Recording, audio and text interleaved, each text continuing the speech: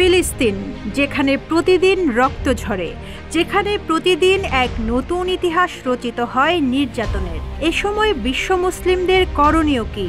আজ এই প্রশ্নের উত্তর খুঁজেছেন জনপ্রিয় ইসলামিক স্কলার মাওলানা মিজানুর রহমান আজহারী।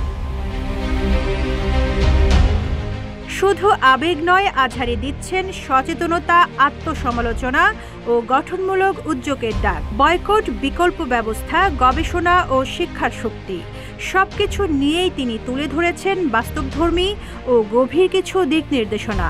রাসূল সাল্লাল্লাহু আলাইহি ওয়াসাল্লামের একটি গুরুত্বপূর্ণ হাদিসের আলোকে আজহারী সবার সামনে খুলে দিয়েছেন চেতনার দরজা।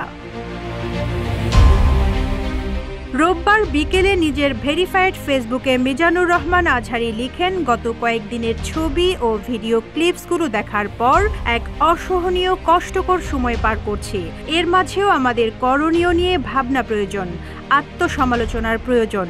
গোটা বিশ্বজুড়ে উম্মাহ আজ এক সমস্যায় নিমজ্জিত, যার অন্যতম কারণ হলো জাতি হিসেবে আমাদের নিজেদের পরিচয় ভুলে যাওয়া।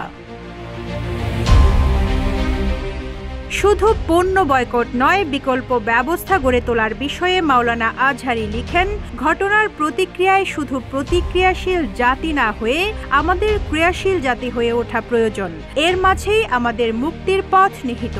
আমরা শুধু তাদের ব্র্যান্ডগুলো বয়কট করতে জানি, কিন্তু আমাদের নিজেদের মানসম্মত কোনো ব্র্যান্ড নেই। জ্ঞান বিজ্ঞানে উৎকর্ষতার জন্য যে ডেডিকেশন দরকার তা আমরা করতে রাজি না। মুসলিমদের গবেষণায় জোর দেওয়ার বিষয়ে মিজানুর রহমান আজহারী আরও লিখেন, একজন মুসলিম হিসেবে শিক্ষা, গবেষণা ও পেশাদারিত্বে নিজেকে শক্ত অবস্থানে নেওয়া, যোগ্য করে গড়ে তোলা মানেই সামষ্টিকভাবে গোটা উম্মাকে শক্তিশালী করা।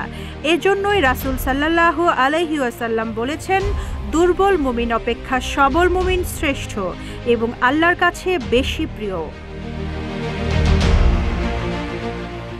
বর্তমানে মুসলিম বিশ্ব নানা অপ্রয়োজনীয় কাজে নিজেদের লিপ্ত রাখছে উল্লেখ করে জনপ্রিয় এই ইসলামিক স্কলার লিখেন, আমরা মুসলিমরা নানা আনপ্রোডাক্টিভ কাজে লিপ্ত থেকে সামগ্রিকভাবে গোটা উম্মাকে দুর্বল করে চলেছি দিনের পর দিন।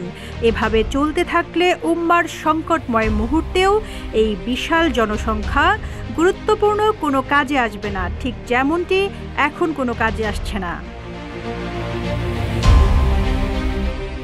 স্ট্যাটাসের শেষ দিকে আবু দাউদের 4299 নম্বর হাদিস উল্লেখ করে আজহারী লিখেন, আল্লাহর রাসূল সাল্লাল্লাহু আলাইহি ওয়াসাল্লাম বলেন, অনতি দূরে সকল বিজাতি তোমাদের বিরুদ্ধে ঐক্যবদ্ধ হবে, যেমন ভোজনকারীরা ভোজন পাত্রের ওপর একত্রিত হয়।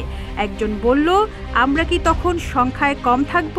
হে আল্লাহর রাসূল, তিনি বললেন, বরং তখন তোমরা সংখ্যায় অনেক থাকবে, কিন্তু তোমরা হবে তরঙ্গতাড়িত আবর্জনার মতো, শক্তিহীন, মূল্যহীন।